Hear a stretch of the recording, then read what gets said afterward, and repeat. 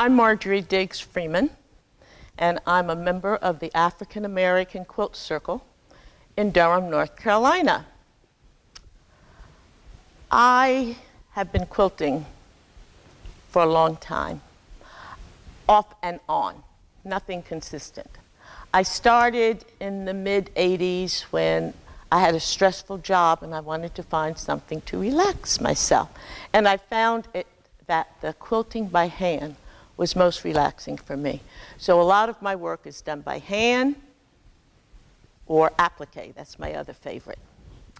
When I came from New Jersey and New York to Durham, North Carolina, I met these fantastic women. And once I got here, I was able to break away from the patterns that I self-taught in order to make quilts. This quilt is unique for quite a few reasons. First of all, it's an art quilt, not the second that I ever made. Second, I didn't have a pattern. I didn't have a plan. This quilt evolved from my heart.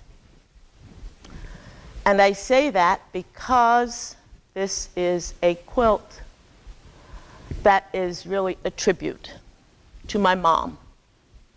My mother was born in 1895.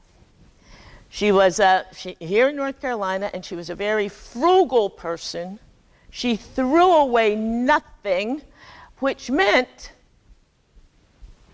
I could only use stuff or stuff I had on hand for this quilt to commemorate her. It's called Mama's Eulogy. But I felt in order to really understand it, you had to know something about her life and those things that she enjoyed. I guess I'll start. Oh, well, you know now, there's nothing in this quilt that's new. They're leftover pieces from a Rachel Clark workshop, leftover origami flowers from another project.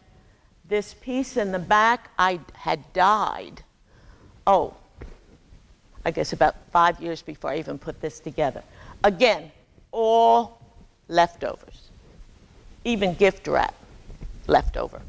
Okay, my mom, this pink satin, is indicative of gentleness, kindness, so warm and protective.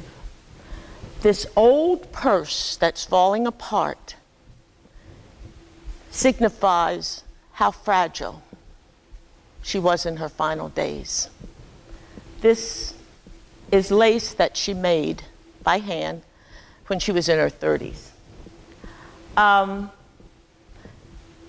She loved to sew and to make things. All of her quilts were made for her children. Utility quilts to keep us warm. She never followed a pattern. She just took it and went ahead. She made everything. Clothes, all that sort of thing. This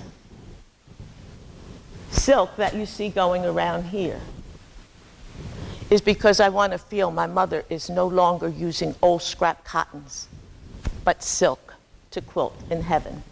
This is the lightning that came down that day.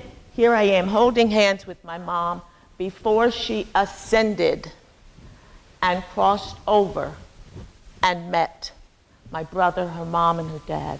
You notice there's a new purse because, behold, God makes all things new.